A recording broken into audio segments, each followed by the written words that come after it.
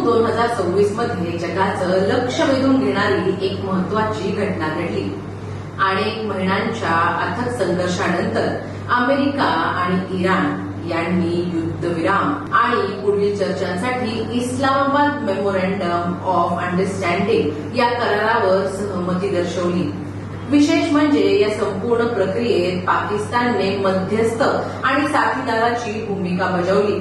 18 जून 2026 रोजी अमेरिकन प्रशासनाने या कराराचा मजकूर काँग्रेससमोर सादर केला आणि पाकिस्तानच्या मध्यस्थीची अधिकृत नोंदणी झाली. नमस्कार, मी अनुष्का आणि तुम्ही पाहताय राज्य लोकतंत्र. या घडामोडीनंतर काही आंतरराष्ट्रीय विश्लेषक असा युक्तिवाद करतायत की इराणने अमेरिकेच्या लष्करी आणि आर्थिक दबावासमोर पूर्णपणे झुकण्याऐवजी चर्चेच्या टेबलावर आपली भूमिका कायम ठेवली. इराणचे राष्ट्राध्यक्ष यांनी 18 जून 2026 रोजी या कराराला शक्तिशाली इराणचा ऐतिहासिक दस्तऐवज असं संबोधलंय. त्यांच्या मते इराणने आपली प्रतिष्ठा किंवा सार्वभौमत्व गमावल्याशिवाय हा करार साध्य केला. मात्र या संपूर्ण संघर्षातील सर्वात मोठा राजनैतिक लाभार्थी कोण ठरला असा प्रश्न विचारला जातोय. अनेकांच्या मते उत्तर आहे पाकिस्तान. काही वर्षांपूर्वी आर्थिक संकट, FATF आणि राजकीय अस्थिरतेमुळे चर्चेत असलेला पाकिस्तान आज अमेरिका आणि इराण यांच्यातील संवादाचा प्रमुख दुवा बनला आहे. अमेरिकेतील प्रभावशाली संस्थांपासून ते आंतरराष्ट्रीय विश्लेषकांपर्यंत अनेकांनी पाकिस्तानच्या मध्यस्थीची दखल सुद्धा घेतली. यामागे केवळ राजनैतिक कारणं नाहीत.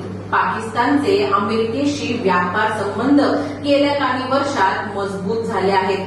अमेरिकेच्या अधिकृत व्यापार आकडेवारीनुसार 2024 मध्ये अमेरिका आणि पाकिस्तान यांच्यातील द्विपक्षीय व्यापार सुमारे $7.3 अब्ज आसपास होता. अमेरिका ही पाकिस्तानच्या वस्त्रोद्योग आणि निर्यात क्षेत्रासाठी महत्वाची भूमिका बजावतो. दुसरीकडे पाकिस्तान आणि इराण यांच्यात सुमारे 900 किलोमीटरची सीमा आहे. ऊर्जा, वीज पुरवठा, सीमा व्यापार आणि प्रस्थापित गॅस पाईपलाईन प्रकल्पांमुळे दोन्ही देशांमध्ये दीर्घकालीन सामरिक संबंध आहेत.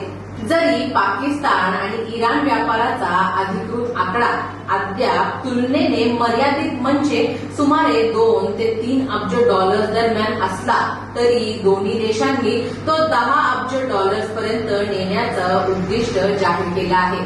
आता तुम्हाला प्रश्न पडला असेल, मी तुम्हाला हे सगळं का सांगतेय, कारण याच ठिकाणी भारतासाठी एक महत्वाचा प्रश्न निर्माण होतो. आज Bharat, America, Iran, Israel, Saudi Arabia आणि संयुक्त अरब अमिराती या सर्व देशांशी स्वतंत्र आणि संतुलित संबंध ठेवत आहे. ही भारताच्या परराष्ट्र धोरणाची मोठी ताकद मानली जाते. परंतु जर पाकिस्तान, अमेरिका आणि इराण या दोघांसाठीही उपयुक्त राजनैतिक भागीदार म्हणून पुढे येत असेल तर भविष्यात वॉशिंग्टनचे दक्षिण आशियातील प्राधान्यक्रम काही प्रमाणात बदलतील का? हा प्रश्न आज अनेक धोरण अभ्यासक विचारत आहेत. कारण इतिहास सांगतो की अमेरिकेचे पाकिस्तानशी संबंध केवळ दहशतवाद विरोधी कारवाईपुरते मर्यादित राहिलेले नाहीत. शीतयुद्ध, अफगाणिस्तान युद्ध आणि 9/11 नंतरच्या काळात अमेरिकेने पाकिस्तानला अब्जावधी डॉलर्सची आर्थिक आणि लष्करी मदत दिली होती. आता जर पाकिस्तान मध्य पूर्वेतील स्थैर्यासाठी महत्वाचा दुवा म्हणून पुढे आला तर त्याला पुन्हा वाढते धोरणात्मक महत्व मिळू शकते. भारतासाठी खरी चिंता अमेरिका आणि इराण यांचा युद्धविराम नाही. खरी चिंता म्हणजे या नव्या समीकरणातून उद्या कोणते राजनैतिक दबाव निर्माण होऊ शकतात. पाकिस्तानबरोबर संवाद वाढवण्याचा दबाव येईल का? काश्मीर किंवा प्रादेशिक स्थैर्याच्या मुद्द्यांवर नव्या अपेक्षा व्यक्त केल्या जातील का? दक्षिण आशियातील सुरक्षा विषयक चर्चांमध्ये पाकिस्तानची भूमिका अधिक महत्वाची केली जाईल का? अशा अनेक प्रश्नांची उत्तरं आज कोणाकडेच नाहीत. मात्र एक गोष्ट स्पष्ट आहे, जागतिक राजकारणात रिकामी जागा कधीच राहत नाही. ज्या देशाने योग्य वेळी योग्य संधी साधली त्याचा प्रभाव अधिकच वाढतो. म्हणूनच भारतासाठी पुढील काळात ऊर्जा सुरक्षा, संरक्षण स्वावलंबन, आर्थिक ताकद आणि बहुआयामी परराष्ट्र धोरण अधिक महत्वाचं ठरणार आहे. कारण जगात कायमस्वरूपी मित्र किंवा शत्रू नसतात, कायमस्वरूपी असतात ते फक्त राष्ट्रीय हितसंबंध.